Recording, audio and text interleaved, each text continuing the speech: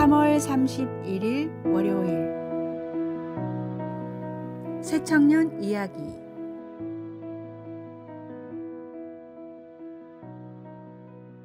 작은 시골 교회에서 오랫동안 청년들을 섬기던 노 목사님이 계셨습니다. 은퇴를 앞둔 어느 날 그는 특별히 아끼던 세 청년을 불러 각각에게 작은 상자를 전해 주었습니다. 이 상자에는 하나님께서 우리에게 매일 주시는 선물이 담겨 있단다. 1년 동안 이것을 간직했다가 다시 만나자꾸나. 첫 번째 청년이 상자를 열어보니 오늘이라고 쓰인 평범한 돌멩이가 들어 있었습니다. 실망한 그는 상자를 책상 서랍에 넣어두고 잊어버렸습니다. 두 번째 청년은 기다림이라고 쓰인 돌을 받았습니다. 그는 가끔 상자를 열어보며 혹시 무언가 특별한 일이 일어나지 않을까 기대했지만 달라진 것은 없었습니다. 세 번째 청년의 상자에는 감사라고 쓰인 돌이 있었습니다. 그는 이 돌을 자신의 기도 테이블에 두었습니다. 매일 아침 이 돌을 보며 하나님께 감사 기도를 드렸고 저녁이면 그날의 작은 일상까지도 감사 제목으로 삼았습니다. 1년 후 목사님의 은퇴식 날에 새 청년이 다시 모였습니다. 첫 번째 청년의 돌은 먼지에 덮여 있었고 두 번째 청년의 돌은 여전히 변함없는 모습이었습니다. 그러나 세 번째 청년의 돌은 보석처럼 아름답게 빛나고 있었습니다. 목사님은 따뜻한 미소를 지으며 말씀하셨습니다. 하나님은 우리 모두에게 똑같은 하루하루를 선물로 주셨단다. 하지만 그것을 감사로 받아들일 때 우리의 일상이 보석처럼 빛나게 되는 것이지. 이것이 바로 하나님께서 우리에게 가르쳐 주시는 감사의 비밀이란다. 오늘의 말씀. 내 영혼아 여호와를 송축하라. 내 속에 있는 것들아 다 그의 거룩한 이름을 송축하라. 내 영혼아 여호와를 송축하며 그의 모든 은택을 잊지 말지어다. 오늘의 만나. 주님께서 우리에게 주신 모든 것에는 감사할 만한 보석이 숨겨져 있습니다.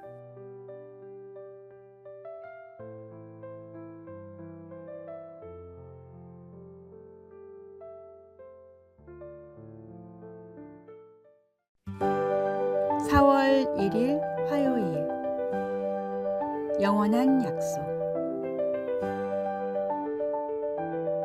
어려운 시절 한 보육원에서 특별한 일이 있었습니다.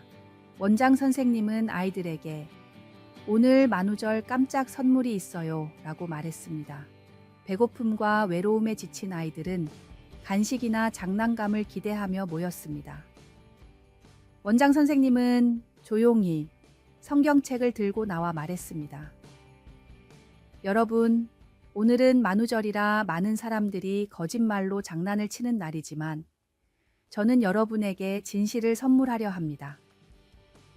그리고 성경을 펼쳐 이사야서 41장 10절을 읽어주었습니다. 두려워하지 말라. 내가 너와 함께함이라. 한 아이가 물었습니다. 선생님, 그게 선물인가요? 원장 선생님은 미소를 지으며 대답했습니다. 그래, 이 약속은 부서지지도 잃어버리지도 않는 선물이란다. 우리가 가진 모든 것을 잃어도 하나님은 언제나 우리 곁에 계신단다. 세월이 흐른 후 그 보육원 출신의 한 사람이 자서전에 이렇게 썼습니다. 그 만우절의 선물은 제 인생에서 가장 값진 선물이었습니다. 저는 그날 이후로 어떤 상황에서도 결코 혼자가 아니라는 확신을 갖게 되었습니다. 세상은 물질적 성공과 유희를 추구하며 진정한 행복의 의미를 잊어버립니다. 하지만 진짜 지혜는 하나님의 말씀 안에 있습니다. 만우절의 장난은 하루가 지나면 사라지지만 하나님의 지혜는 영원히 우리 곁에 남아 삶의 진정한 기쁨을 발견하게 해줍니다. 오늘의 말씀. 두려워하지 말라, 내가 너와 함께함이라. 놀라지 말라, 나는 내 하나님이 됨이라. 내가 너를 굳세게 하리라, 참으로 너를 도와주리라. 참으로 나의 의로운 오른손으로 너를 붙들리라. 오늘의 만나. 하나님의 약속은 결코 부서지거나 사라지지 않는 영원한 선물입니다. 오늘 당신이 어떤 상황 속에 있든 주님은 결코 당신을 혼자 두지 않으십니다. 그 약속을 붙들고 용기를 내십시오.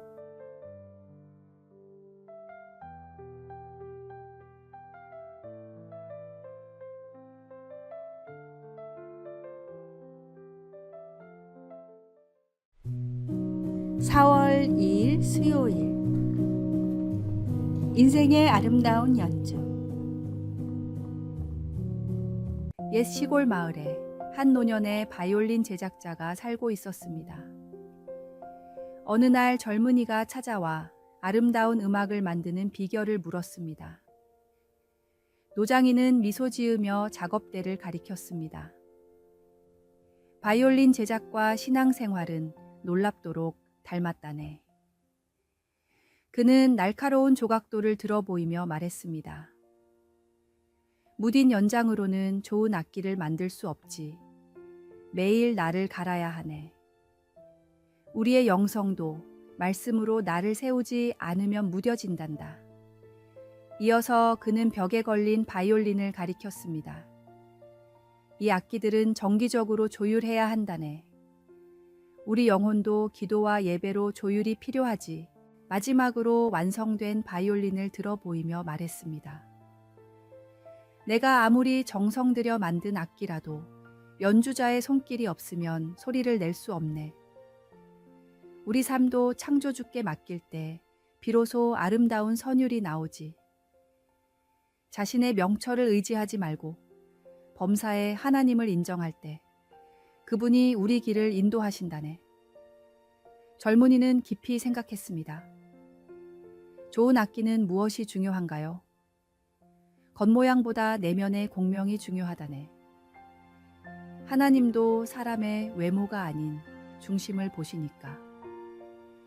그날 이후 젊은이는 바이올린을 배우는 것과 함께 자신의 삶이라는 악기를 하나님께 맡기는 법도 배우게 되었습니다.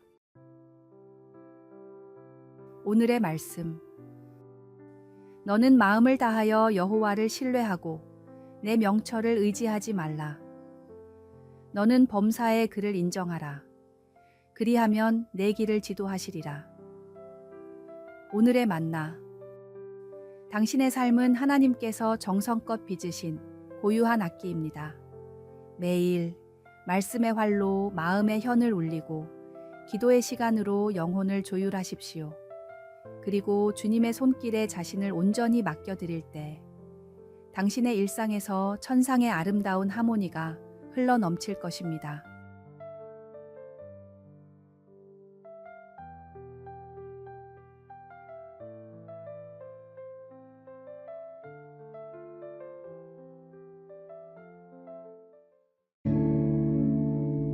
(4월 3일) 목요일. 느림의 아름다움.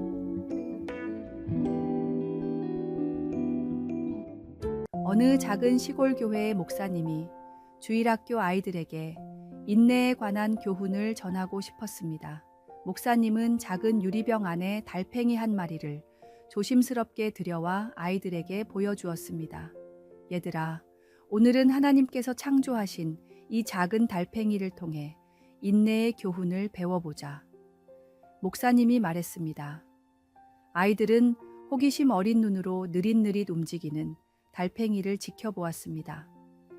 달팽이는 하루에 약 50m를 갈 수 있단다. 우리가 한 걸음에 갈 수 있는 거리를 가는데 달팽이는 하루가 걸려.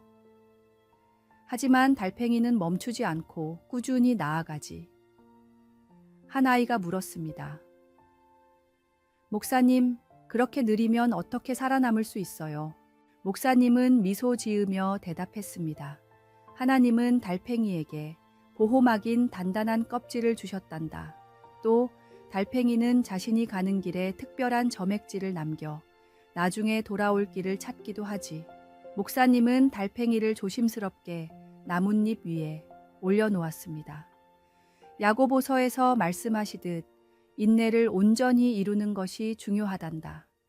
달팽이가 느리지만 결코 포기하지 않고 앞으로 나아가는 것처럼 우리의 신앙 여정도 때로는 더디게 느껴질 수 있어. 하지만 포기하지 않고 한 걸음씩 나아간다면 하나님께서 약속하신 온전함에 이르게 될 거야. 아이들은 그 작은 달팽이가 천천히 나뭇잎을 건너는 모습을 지켜보며 인내의 가치를 배웠습니다.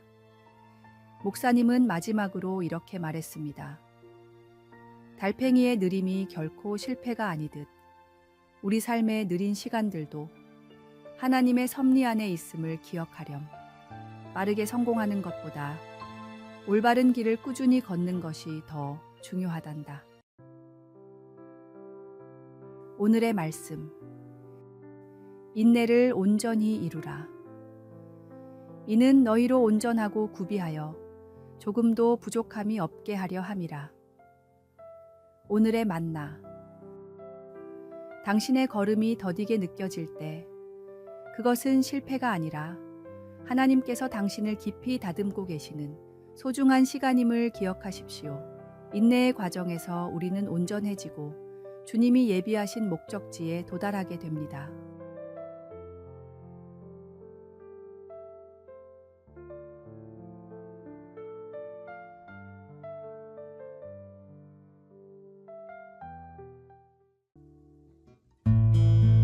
(4월 4일) 금요일. 어둠 속에서 발견한 빛. 1937년 19세의 루이스 잠페리니는 올림픽 대표 선수로서 찬란한 미래가 기다리고 있었습니다. 육상 선수로 뛰어난 재능을 보이며 1940년 올림픽에서 금메달을 따는 것이 그의 꿈이었습니다. 그러나 제2차 세계대전이 발발하면서 그의 꿈은 산산조각 났습니다. 루이스는 미 공군 폭격기 승무원으로 태평양 전쟁에 참전했고 1943년 5월 작전 중 비행기가 추락하여 태평양 한가운데에 불시착했습니다. 47일 동안 조그만 구명보트에서 상어와 폭풍, 굶주림과 싸우며 표류했습니다. 기적적으로 살아남았지만 일본군의 포로가 되어 2년 동안 극심한 고문과 학대를 받았습니다. 전쟁이 끝난 후 루이스는 악몽과 복수심에 사로잡혀 알코올 중독자가 되었습니다. 그의 삶은 완전히 어둠에 잠겼습니다. 1949년 아내의 권유로 빌리 그레이엄 목사의 집회에 참석한 루이스는 그곳에서 예수 그리스도를 만났습니다. 내가 당한 고통이 얼마나 컸든 그리스도의 사랑은 그보다 더 크다는 깨달음을 얻었습니다. 루이스는 일본으로 돌아가 자신을 고문했던 간수들을 직접 찾아가 용서했습니다. 그는 이후 청소년들을 위한 캠프를 설립하고 자신의 경험을 통해 희망의 메시지를 전 세계에 전했습니다. 루이스 잠페리니의 이야기는 2010년 출간된 베스트셀러 불굴 언브로큰을 통해 알려졌으며 그의 삶은 가장 깊은 어둠 속에서도 빛을 발견할 수 있다는 것을 보여주는 산 증거입니다. 오늘의 말씀. 이것을 너희에게 이르는 것은 너희로 내 안에서 평안을 누리게 하려 함이라. 세상에서는 너희가 환난을 당하나 담대하라. 내가 세상을 이기었노라. 오늘의 만나. 우리에게 주어진 시련은 때로 새로운 길을 열어주는 문이 됩니다. 그 문 너머에는 우리가 상상하지 못했던 하나님의 계획이 기다리고 있습니다.